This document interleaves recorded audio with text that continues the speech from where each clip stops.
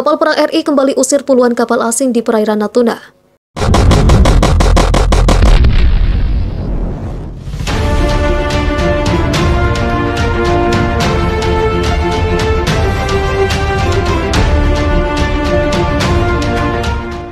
Sejak melaksanakan gelar operasi pengamanan di wilayah Laut Natuna Utara beberapa waktu lalu akibat dari pelanggaran wilayah oleh kapal-kapal ikan asing, Panglima Komando Gabungan Wilayah 1 Laksdia TNI Yudo Margono kembali melakukan pemantauan lewat udara wilayah perairan Laut Natuna Utara dan sekitarnya pada Jumat.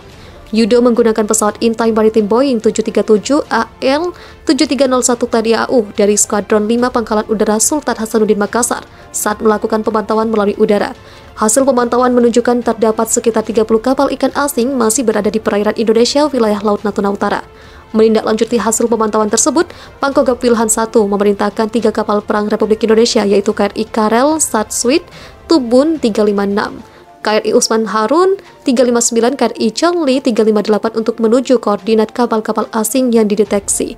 Yudo Margono menginstruksikan unsur di laut untuk melakukan langkah-langkah pengusiran terhadap kapal-kapal ikan tersebut untuk keluar dari wilayah laut Indonesia hingga keluar dari zona ekonomi eksklusif Indonesia.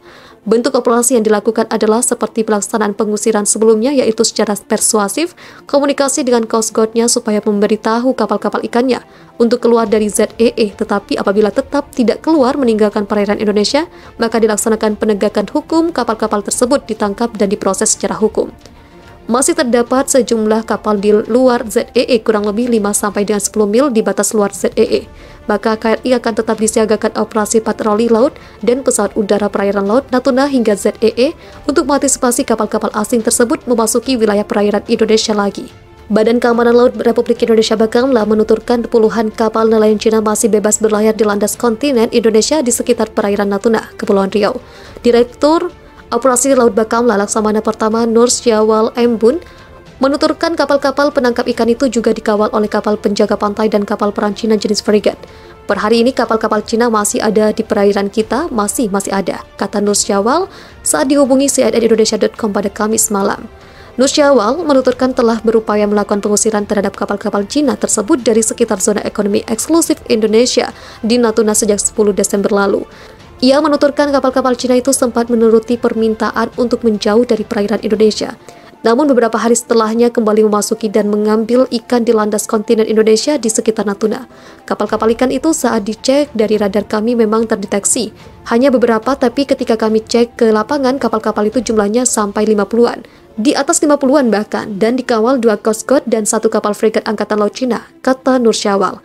Nur Syawal menuturkan pihaknya tidak bisa berbuat banyak untuk mengusir kapal-kapal Cina di laut, lantaran mereka dinilai lebih kuat. Sejauh ini katanya, Bakamla telah memerintahkan kapal-kapal Cina itu untuk hengkang dari perairan Indonesia melalui komunikasi radio.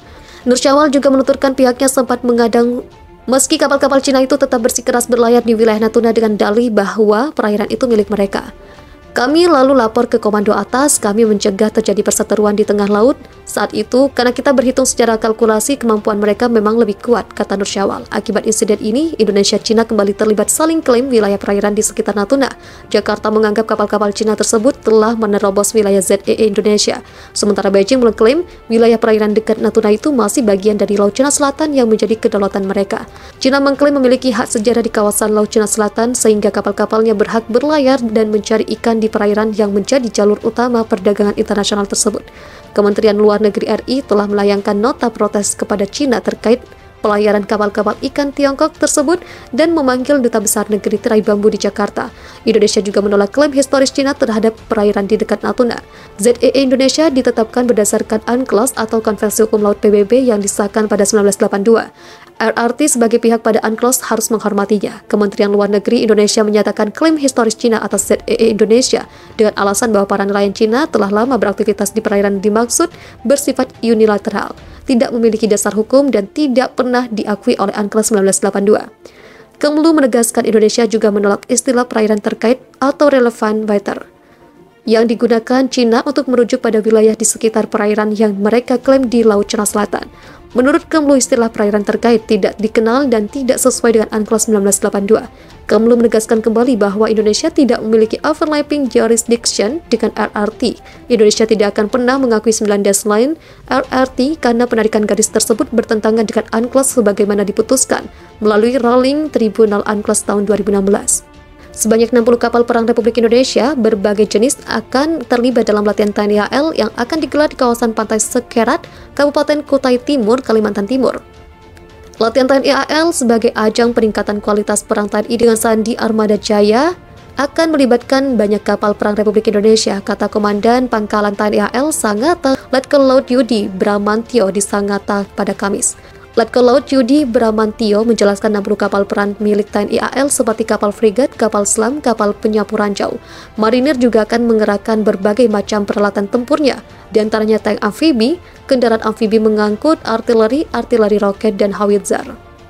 Selain akan melibatkan 60 kapal perang dalam latihan nanti juga terlibat pesawat udara jenis Kasa, Nomad, helikopter Bell, dan helikopter Belkau, serta 1 batalion tim pendarat amfibi marinir dari pasukan Marinir 1 Surabaya, khusus didatangkan dari Pusat Penerbangan Angkatan Laut, Juanda, Surabaya, Jawa Timur. Yang jelas karena ini latihan amfibi, kita melibatkan kapal LST, jenis kapal yang digunakan untuk mengangkut personil dan tank pendarat, kata Letkol Yudi Bramanto. Kapal-kapal perang tersebut berasal dari unsur Komando Armada Timur Kormatim dan Komando Armada Timur Barat Kormabar dan Komando Lintas Laut Militer, katanya.